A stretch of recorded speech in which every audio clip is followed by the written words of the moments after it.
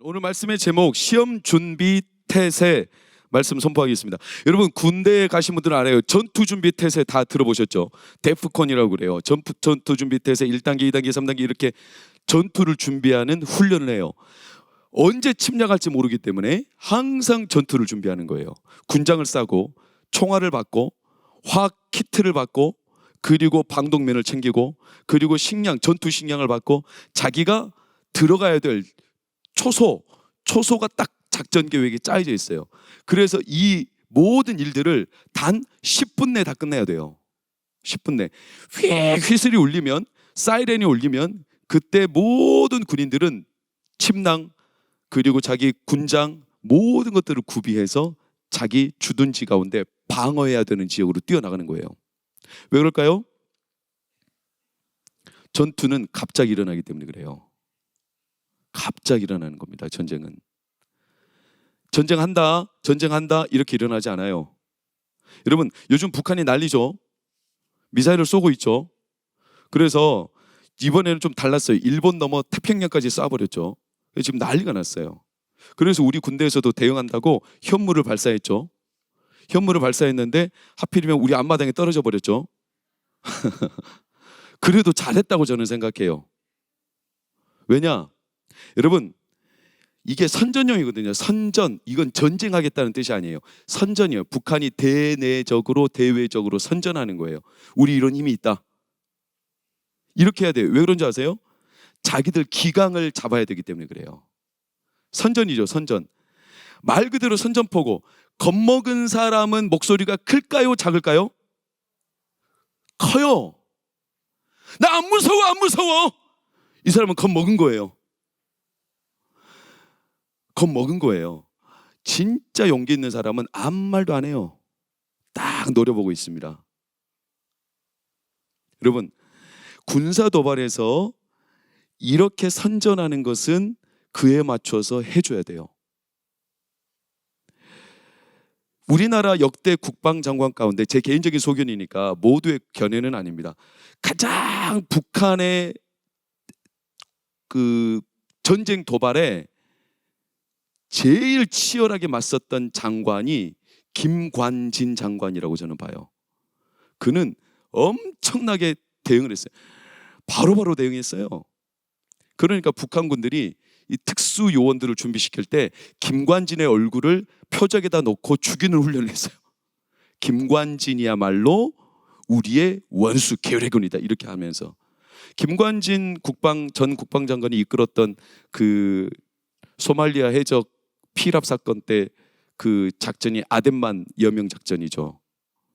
그때 우리나라 UDT가 출동해가지고 삽시간에 그 모든 피랍된 해적들을 소탕하고 우리 국민들을 다 전원 무사하게 귀환시키지 않았습니까? 실제 군대 전투는 은밀하게 일어나요. 선전이 아니에요. 이런 역사적인 사례들이 많아요. 그러니까 북한이 자국의 기강이 무너지거나 자국의 홍보, 우리나라가 아직 건재하다, 우리 김정은 동지가 건재하다 이것을 알릴 때는 어떤 사건, 이슈를 만들어요. 막 미사일을 쏜다든지 이러면서 그들의 그 북한 주민들의 마음을 기강을 딱 잡는 거죠. 여러분 이건요 말 그대로 전쟁하겠다는 게 아니라 마케팅 용어로 노이즈 마케팅 그래요. 뭔지 아시죠? 막 떠들어요. 떠들어서 사람들의 이목을 집중시켜서 뭔가 모르게 사회적인 이슈로 사람들의 딱 시선을 제압하는 거죠. 이걸로는 전쟁이 터지지 않습니다. 전쟁은 은밀하게 터집니다. 6.25 사건도 은밀하게 새벽처럼 우리나라에 남침을 했습니다. 그렇기 때문에 군사적 행동이 어떨 때 전쟁이 터지냐면 주둔지가 은밀하게 변경될 때 북한에 또는 대규모 이동이 잠적함에 일어날 때 갑자기 조용할 때 이럴 때 군사 도발의 가능성이 아주 높죠. 왜냐? 떠들고는 전쟁을 일으킬 수가 없어요. 요즘 시대가 정보전이 얼마나 탁월한데 정보력이 얼마나 탁월하냐면 하늘의 군사기지라고 불리우는 여러분들 그냥 이름만 모르실지만 B-50H라는 어마어마한 비행기가 있어요. 이 비행기가 하늘에 뜨면 하늘에서 모든 작전이 수행이 가능해요. 지상군 없어도. 거기는 핵폭탄 3-4대가 기본적으로 실려 있고 거기에는 최첨단 데이터 정보가 다 들어가 있어요. 거기에서 딱 북한의 군사 도발이 일어난다. 이미 항공기가 북한 평양 시내 상공에 떠 있습니다. 그러니 함부로 군사 도발을 소리내어 할 수 있다. 이거는 불가능한 일이에요. 아주 은밀하게. 그게 진짜 전쟁이 일어나는 징후예요. 징후. 전쟁은 단 몇 분 만에 결정력을 갖기 때문에 떠들면서 내는 게 아니라 은밀하게 삽시간에 그러면 결정력이 딱 전쟁의 승패가 갈리는 거죠. 여러분 축구에서도 경기를 보면 어떻습니까? 골을 넣는 사람은 항상 한 템포 빨리 볼을 차죠. 수비수가 아는 상태에서 볼을 차면 절대로 골이 안 들어가요. 이거 이미 막아버리거든요. 그러니까 한 템포가 빨라야 돼요. 아주 기습으로 들어가야 되는 거죠. 그 말은 전쟁은 평시 준비가 중요해요. 터질 때는 이미 늦었어요. 그때는 못 막아요. 영적 삶도 마찬가지예요. 여러분 영적인 전쟁도 늘 순식간에 들어오는 거예요. 영적 전쟁 터진다 이렇게 들어오지 않아요. 그리고 보이는 전쟁이 있고 보이지 않는 전쟁이 있어요. 보이는 전쟁은 뭐냐면 환경과 상황을 통해서 나에게 찾아오는 전쟁이고, 보이지 않는 전쟁은 뭐냐면 내 내면 안에서 일어나는 전쟁이에요. 이 두 가지 전쟁이 병합해서 와요. 오늘 스토리가 그걸 말해줘요. 우리는 40일차를 앞두고, 여러분 제가 왜 긴장하며 좋은 의미의 긴장, 왜 준비하라고 말씀드리냐면 40일 동안 하나님의 부흥의 역사가 있을 줄로 믿습니다. 더불어 영적 전쟁이 있습니다. 반드시 있습니다. 준비해야 합니다. 오늘 말씀 1절을 보세요. 예수께서 성령의 충만함을 입었어요. 성령이 충만했다. 하나님으로부터 예수님이 안수를 받으셨어요. 내 사랑하는 아들이요 내 기뻐하는 자라. 성령이 충만했어요. 40일 며칠 동안? 40일 동안. 우리와 같은 40일 동안 성령에게 이끌리셨어요. 성령에게. 그러니까 사람들이 이걸 볼 때 얼마나 대단했겠어요. 여러분 생각해 보세요. 예수님이요 지금까지 역대 선지자들 가운데 그 사람만큼 하나님의 눈에 보이는 안수를 받은 적이 없어요. 하늘에서 비둘기가 내려왔다니까요. 이걸 직접 봤다니까요, 사람들이. 여러분 생각해 보세요. 제가 지금 여기서 설교하고 있는데 저 하늘에서 비둘기가 내려와서 저한테 빛나는 광채로 송기도 목사에게 확 안수하면서 내 얼굴에 금빛이 나요. 여러분들 아마 내일부터 동광교회 번호표 서고 대기해야 될걸요? 저한테 안수 받으려고? 난리 날걸요? 예수님에게 성령이 임했어요. 사람들이 난리가 났어요. 그러니까 이 상황, 영적으로 딱 눈에 드러나는 가시적인 뭔가가 드러났을 때 마귀는 이 상황을 사람들로 하여금 비껴가게 해야 돼요. 예수님을 따라가잖아요. 그러니까 안 되는 거예요. 어떻게 비껴가게 할까요? 당연히 현혹시켜요. 현혹. 눈에 보이는 싸움을 가지고 현혹시키고 미혹시키는 거예요. 여러분 엉뚱한 걸 붙잡게 않는다는 거예요. 엉뚱한 걸 붙잡게. 이게 시험이에요. 시험. 하나님의 성령의 역사가 40일 동안 예수님에게 임했는데 사람들은 그 예수 그리스도를 따라가지 못하도록 40일 철야 동안 우리 안에 마귀는 불이 나게 열심히 최선을 다해 마귀는 쉬지도 졸지도 않고 우리 가운데 시험을 걸어올 겁니다. 어떻게? 우리에게 현혹시킵니다. 현혹. 어떤 현혹을 시킬까요? 그것은요 오늘 3가지 시험을 보면 정확하게 알 수 있어요. 3가지 시험이 뭡니까? 여러분 보세요. 첫 번째는 떡을 만드는 시험, 두 번째는 성전에서 뛰어내리는 시험, 세 번째는 나에게 경배하는 시험. 그렇죠? 이 3가지 시험인데, 자 3절을 보세요. 3절을 보면 이렇게 나오죠. 떡을 만들 때 마귀가 이르되 네가 만일 하나님의 아들이여든 이 돌들에게 명하여 뭐가 되게 하라? 떡이 되게 하라. 자, 떡이 되게 하라. 이 떡이 되게 하라는 것은 말 그대로 증명하라는 거예요. 증명. 어떤 증명을 하라는 거냐면 내가 어떤 능력을 갖고 있고 내 삶에 어떤 변화가 일어나는지, 그리고 내 환경이 어떻게 바뀌었는지, 이걸 증명하라는 거죠. 왜? 성령이 충만히 임했으니까. 자, 여기에서 시험의 단면을 들여다봐야 돼요. 저를 따라하세요. 남의 떡이 커 보인다. 다시 한번 남의 떡이 커 보인다. 시험의 첫 번째는 40일 철야 동안 뿐만 아니라 영적인 시험이 터졌을 때 항상 우리에게 다가오는 첫 번째 시험, 우리를 미혹하는 게 뭐냐면 남의 떡이 커 보인다. 누구의 떡이, 누구의 상황이, 누구의 환경이 더 좋아졌느냐, 이렇게 우리의 생각을 빼앗을 거예요. 여러분 말씀이 이해가 되십니까? 하나님의 역사를 가리는 첫 번째 시험은 뭐냐면 상황과 형편이 누구께 더 좋아졌냐. 옆에 집사님이 기도응답이 다 됐대. 나는 왜 안 되는 거야? 옆에 집사님 40일 철야 시작하자마자 하나님이 응답을 주셨대. 나는 왜 안 되는 거야? 저 친구는 수능 시험 보고 수시 대학도 다 합격했대. 근데 나는 왜 안 되는 거야? 상황과 형편, 남의 떡이 커 보이게 하나님의 역사하심을 가려요. 상황과 형편을 통해서. 그래서 형편이 안 바뀌면 안 믿어지고 믿음이 떨어져 버려요. 믿음이 바닥나기 시작합니다. 기도할 의지가 사라집니다. 그래서 기도하지 않습니다. 성령의 은혜를 구하지 않습니다. 왜? 자기가 바라던 형편이 눈에 안 들어오니까. 남의 떡이 커 보이니까. 이게 첫 번째 시험이에요. 두 번째, 남의 떡이 커 보이게 하기 위해서 어떻게 하냐면 6절을 보세요. 6절 말씀 시작. 이르되 이 모든 권위와 그 영광을 내가 내게 주리라. 이것은 내게 넘겨준 것이므로 내가 원하는 자에게. 자, 원한다는 것은 네가 원하는 것을 내가 주겠다, 이런 뜻이에요. 자, 남의 떡이 더 커 보이게 하기 위해서, 자꾸 남에게로 눈을 돌리게 하기 위해서 어떻게 하냐면 내가 원하는 게 뭔지 헷갈리게 만들어요.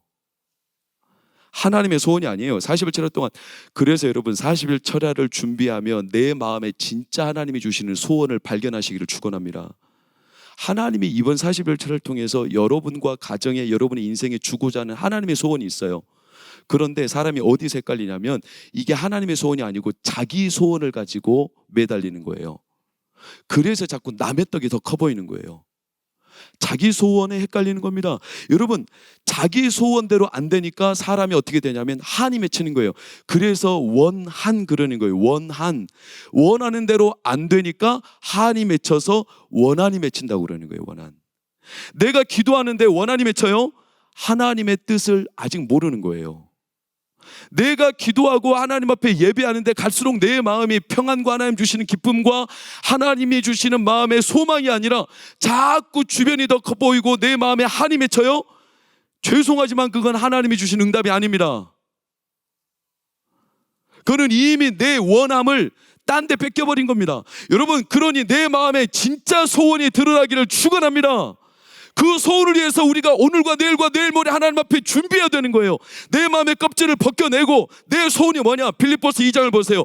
하나님은요, 자기의 기쁘신 뜻을 위하여 너희 안에 소원을 두고 행하시나니. 할렐루야. 우리 사랑하는 수험생들과 우리 사랑하는 청년들 주의 이름으로 축복합니다. 여러분의 원함이 있어요. 여러분의 원함을 하나님이 이루어 가실 때는 반드시 하나님의 소원을 여러분의 마음에 심어주십니다. 그걸 통해서 하나님 여러분들에게 기도의 제목을 주시는 거예요.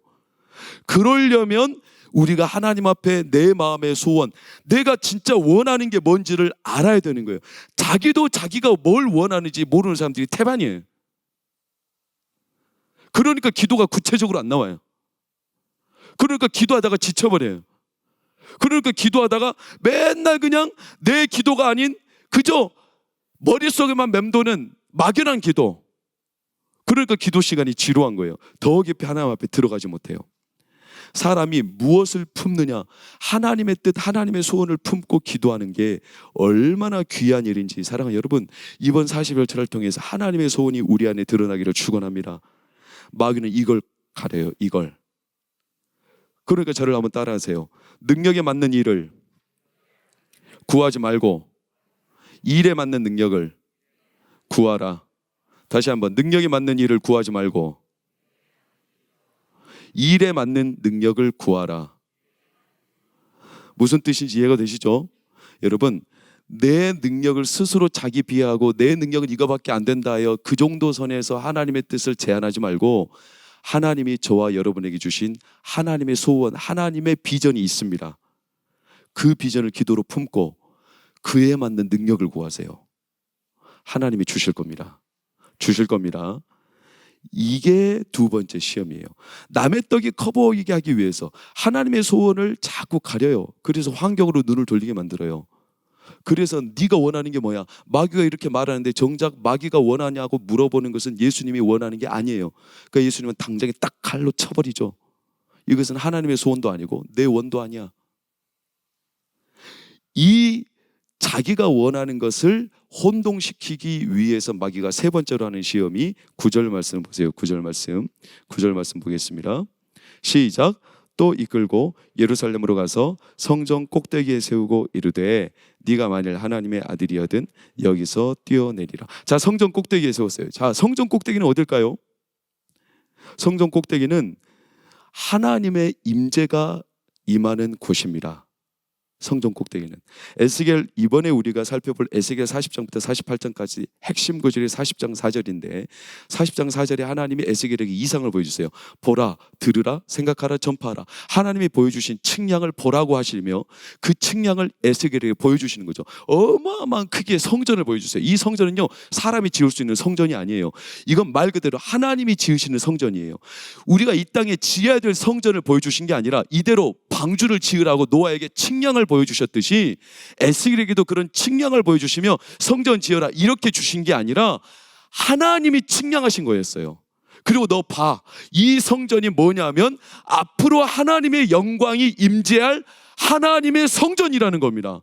그 성전이 여러분 놀라고 기뻐하십시오. 바로 신약으로 넘어오면 예수 그리스도이시고 더 나아가 예수 그리스도의 몸된 저와 여러분입니다. 할렐루야.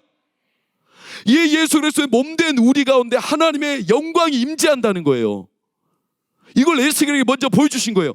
그리고 이 에스겔이 보여주신 성령의 영광이 임하는 그 전이 나중에 요한계시록에는 예루살렘으로 내려오는 장면이 나오죠. 요한계시록 21장에 그렇게까지 연결돼요. 다시 한번 말하면 이 성전의 환상을 보여줄 때 에스겔을 어디로 끌고 가냐면 40장 2절을 보세요. 에스겔, 하나님의 이상 중에 나를 데리고 이스라엘 땅에 이르러 나를 어디로? 매우 높은 산, 마귀가 예수 그리스도 매우 높은 산 성전 꼭대기에 올려서 뛰어내리라, 그리고 나에게 경배하라, 이런 식으로 막 유혹하고 있을 때 이 높은 산은요, 세상을 바라보라고 주신 위치가 아니에요. 이건요, 하나님의 이상을 보라고 우리를 세우시는 곳이에요. 근데 마귀는 우리를 어떻게 혼동시키냐면 남의 떡이 더 커 보이게 하기 위해서, 즉 하나님의 이상을 못 보게 하기 위해서 남의 떡이 더 커 보이게 해야 되는데 이걸 위해서 내 마음의 소원이 뭔지를 헷갈리게 만들고, 그래서 자꾸 우리 눈을 어디로 돌리냐면 세상으로 돌리게 만들어요. 영적인 자리에 왔는데도 내 머릿속과 내 마음속에는 세상밖에 없어요. 기도하는 자리에서도 계속 세상적인 고민밖에 없어요. 하나님께서 주시는 영의 세계에 대해서 소망함이, 마음이, 눈이 닫혀버린 이들이 너무나 많아요. 사랑하는 여러분, 이번 40일 철을 통해서 영안이 열리기를 축원합니다. 그리고 세상에 눈이 돌아가던 내 눈을 높은 성전에서 하나님의 이상을 보게 하시는 역사가 있기를 축복합니다. 세상을 보는 게 아니에요. 우리를 40일 철야 기도로 이끄시는 이유는 환경이 바뀌는 것을 보여주시기 위함이 아니에요. 물론 그런 결과도 있을 겁니다. 누구에게는. 그러나 그게 하나님의 궁극적인 목적이 아니에요. 남의 떡이 더 커 보이는 것을 우리에게 보여주시기 위해 아니에요. 내 떡이 더 크게 하기 위해서, 그런 게 아니에요. 40일 철야 높은 성전 가운데 세우시는 이유는 세상을 보라고 주시는 게 아니라 하나님의 이상을 보라고 세우시는 겁니다. 근데 하나님의 이상을 볼 때 우리가 항상 어디에서 넘어지냐면, 영적으로 기도해 놓고서 돌아서면 또 금세 세상 생각에 물들어 버린다는 거예요. 기도하고 나갈 때부터 이미 우리 생각은 내 인간적인 생각으로 다 바뀌어버려. 기도하고 나갈 때부터 이미 내 마음에는 감정적으로 붕괴가 일어나. 기도하는 순간에도 그래. 여러분, 베드로가 변화산에서 예수님의 영광을 봤어요. 그 영광을 어디로 끄집어 내리려고 하냐면 자기가 지은 집에 있기를 바란다는 거예요. 초막을 짓겠다는 거예요. 고작 하나님의 영광을 자기가 짓는 집 위에서 자기가 그냥 자기의 수준에서 누리는 걸로 그쳐버리겠다는 거예요. 그게 사람이에요. 그게 사람. 여러분, 모세가 기도할 때 아래 땅에서는 여호수아가 아말렉과 싸우고 있었습니다. 모세의 마음은 어땠을까요? 여호수아가 질 때 어땠을까요? 모세는 당장 내려가서 뭐라도 도와주고 싶지 않았을까요? 여러분, 여러분의 자녀가 세상에서 고난과 어려움 당할 때 기도 멈추고 가서 도와주고 싶지 않습니까? 당장 막 급하니까. 하나님의 방법 말고 인간적인 생각이 막 먼저 들어오지 않습니까? 당장 내가 그거 틀린 생각은 아니에요. 그러나 우리가 항상 하나님 앞에 먼저 믿음의 뿌리를 굳게 내릴 것은 내 삶에 어떤 세상적인 문제가 터질지라도 하나님 앞에 올린 손을 내리시지 말기를 축원합니다. 모세가 손을 안 내려야 싸움에서 이기는 거지. 모세 지 눈에 불안하다고 지가 땅으로 내려가 버리면 아말렉과 싸움에서 지게 되어 있어요. 이 싸움은 세상에 달린 게 아니라 하나님 앞에 달려 있어요. 하나님과 씨름해야 돼요. 하나님의 이상을 보고 하나님과 씨름하라고 그 높은 꼭대기에 세우신 거예요. 거기서 내려와 버리면 안 돼요. 근데 내려오는 이유가 뭘까요? 사람들의 말 때문에 그래요. 사람들의 말 때문에. 마귀가 이 세 가지 시험을 마치고 끝난 줄 알았어요. 근데 오늘 13절을 보세요. 뭐라고 합니까? 13절. 마귀가 모든 시험을 다 한 후에 시작. 얼마 동안 떠났대요. 얼마 동안 떠났을까요? 약 3년 정도 떠났죠. 3년 뒤에 마귀가 다시 오죠. 누구에게 올까요? 제자들에게 오죠. 주변 사람들에게 오죠. 예수님이 하나님 바라보고 하나님의 이상을 붙잡고 하나님의 성령에 충만하여 그 모든 마귀의 시험을 이겼어요. 남의 떡이 커 보이는 거 이겼어요. 그래서 더 이상 내가 그 남의 떡이 커 보이는 내 소원 때문에 헷갈리는 거, 이것도 분별해냈어요. 하나님의 소원인지 뭔지를 알았어요. 세 번째, 높은 하나님의 이상을 보면서 세상을 바라보지 않고 하나님의 영광을 소망하며 달려갔어요. 그런데 마귀에게 마지막 남은 시험이 뭐였냐? 얼마 동안 떠난 뒤에 나타나는 게 뭐냐면 제자들에게, 사람들에게 자기를 죽일 듯 덤비는 수많은 주변의 사람들, 이 사람들을 통해서 예수 그리스도를 시험하죠. 예수 그리스도가 거기에서 넘어질 수밖에 없는 이유들이 너무나 많았어요. 왜?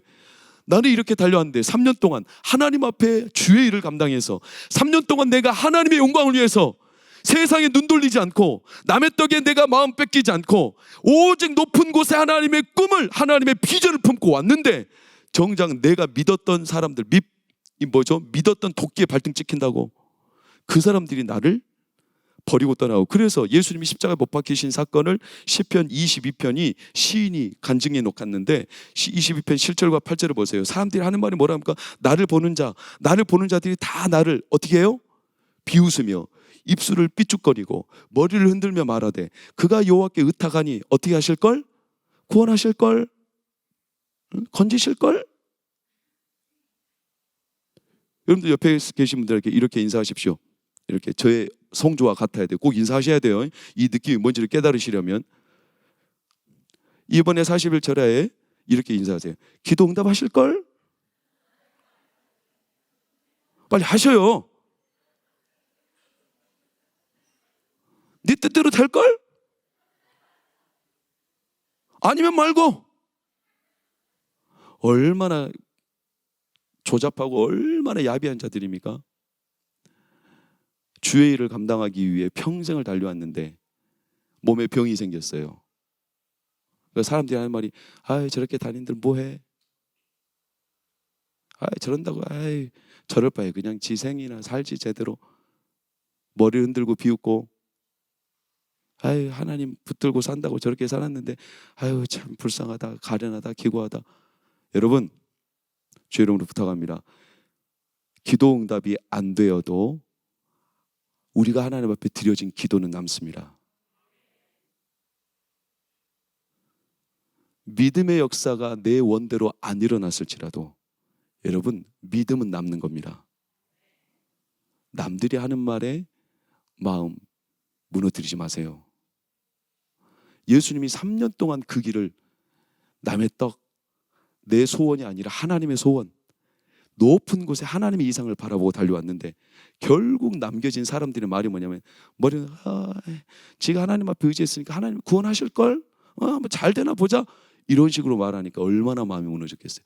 마귀가 얼마나 간교합니까? 여러분, 40일 내내 우리가 달려가는데도 마지막 순간까지 우리가 방심하지 말아야 되는 것은 사람들이 하는 말, 남의 떡, 내 소원이 뭔지 헷갈리는 거, 이런 건 두 번째 치고 꼭 사람들이 하는 말로 인하여 우리의 마음에 깊은 상심이 와요.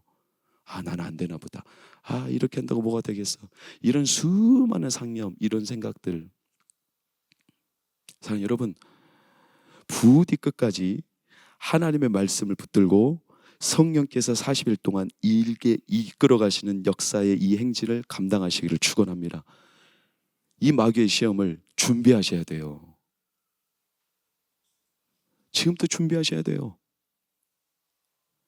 사람들이 하는 말이 그렇게 우리에게 날카로운 비수처럼 들어와요. 그래서 갈라디아서는 뭐라고 말합니까? 성령으로 시작했다가 육체로 마치는 사람들이 있다고 하잖아요. 뜨거운 감동과 감화로 시작했는데 나중에는 육체적으로 자기가 실망해가지고 이렇게 한다고 뭔 소용이야? 싹 다 포기해버려요. 그런 이들이 얼마나 많아요? 여러분, 왜 그렇게 되냐? 우리 안에 넘치는 하나님의 은혜가 멈춰버릴 때가 온다는 거예요. 예수님도 이 시험을 어떻게 이겼냐면 말씀으로 이겼습니다. 말씀으로. 이번 40일차라는 에스겔 48장까지의 본문을 계속 읽어갑니다. 여러분, 주의 이름으로 부탁합니다. 말씀을 읽으며 기도하십시오. 말씀으로 이겼어요. 이것은요, 우물과 같아요. 우물이 뭡니까? 지하수에서 나오는 거죠. 지하수의 원천이 풍성해야 밖에서 빗물과 더러운 물이 쓸려 들어가도 우물물이 안 더러워지는 거예요. 근데 내 영혼에 밑바닥이 나버렸어. 내 원천이 없어요. 말씀의 원천이 없어. 기도의 원천이 없어. 내 영혼의 원천이 말라버렸어요. 가뭄이에요, 가뭄. 그러니 밖에서 사람들이 하는 말이 내 영혼에 들어올 때 이 더러운 말들을 걸러낼 내 안에 원천이 없는 거예요. 여러분, 세숫대야 준비해 놓은 물은 우리의 눈꽃밖에 못 돼요. 그런데 만약에 우리 동광교회 성도들이 우리의 동광교회 6, 7층과 8층에 있는 이 물탱크만한 믿음의 사이즈의 그릇을 준비해 놨다면 그 물탱크로는 모든 성도들이 물을 먹고도 남을 만큼 넘칩니다. 여러분의 믿음의 사이즈가 이만한 물탱크가 되기를 예수 이름으로 축원합니다. 그러니 말씀을 우리 안에 채워넣어야 되는 거예요. 채워넣어야 돼. 내 영혼의 원천이 마르지 않도록. 나쁜 물이 들어올 때 왜 안 들어오겠어요? 사람들의 눈이 왜 안 들어오겠어요? 남의 떡이 왜 안 커 보이겠어요? 남의 소원이 훨씬 잘 응답된 것처럼 보이죠. 그리고 세상이 왜 안 보이겠어요? 보이죠. 눈에 들어오는 게 세상인데 하루가 멀다 하고 내 형편이 들어오는데 그게 어떻게 안 들어올 수 있어요? 내 눈이 멀지 않는 이상은. 그러나 중요한 것은 그게 들어올지라도 내 마음의 원천이 하나님 말씀으로 충만하면 그 모든 오물들을 다 걸러낼 수 있습니다. 전부 다 걸러낼 수 있어요. 이게 하나님이 우리 가운데 주시는 하나님의 이상의 이상. 그래서 요한계시록 21장에 성령으로 크고 높은 산으로 데리고 와서 예루살렘을 보이시는 장면이 마지막 때 우리 가운데 드러난다는 거예요. 사랑하는 여러분, 이번 40일 철야를 통해서 높은 산에 올라 하나님이 측량하게 하시는 저와 여러분의 미래를 보시기를 축원합니다. 얼마나 이게 가슴 떨리는 일이고 소중한 일인지 몰라요.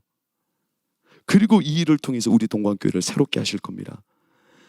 마지막 때가 되면 말씀의 기갈이 올 거라고 그랬어요. 저희가 말씀을 듣지 못한 기갈이라. 여러분, 듣지 못한 기갈이라는 것은 메신저가 없다는 뜻이 아니에요. 설교자가 없다는 뜻이 아니에요. 스피커가 나빠서 안 들린다는 뜻이 아니에요. 마지막 때는 말씀이 이렇게 홍수처럼 TV만 켜도 유튜브만 들어가도 말씀이 홍수처럼 일어나는데 중요한 것은요, 사람들이 다 자기 소원에 빠져 있고 다 남의 떡에 빠져 있고 다 높은 곳에서 세상만 내려다보고 있으니까 하나님의 말씀을 듣지 않아요. 그래서 말씀을 듣지 못하여 사람들이 기갈당한다고 그랬어요. 기갈 상태에 있기 때문에 세상에 오염물이 들어올 때 그 오염물을 쓸어낼 수 없다는 거예요. 그게 세상 마지막 때 징조예요.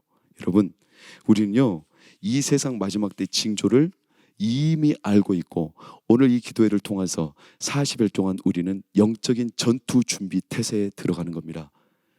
여러분, 은혜 받는 것은 시험을 걸러내면 은혜는 우리 가운데 넘쳐 흐를 겁니다. 시험을 걸러내십시오. 남의 떡이 커 보이는 환경의 시험, 그렇게 될 수밖에 없는 내 마음의 잘못된 소원, 내가 자꾸 내 안에 엉뚱한 소원을 내 하나님의 소원인 것처럼 착각하게 만드는 마귀의 시험. 세 번째는 하나님의 높은 이상으로 우리를 끌어가시려고 하는데도 자꾸 우리의 눈을 세상에 두는 거.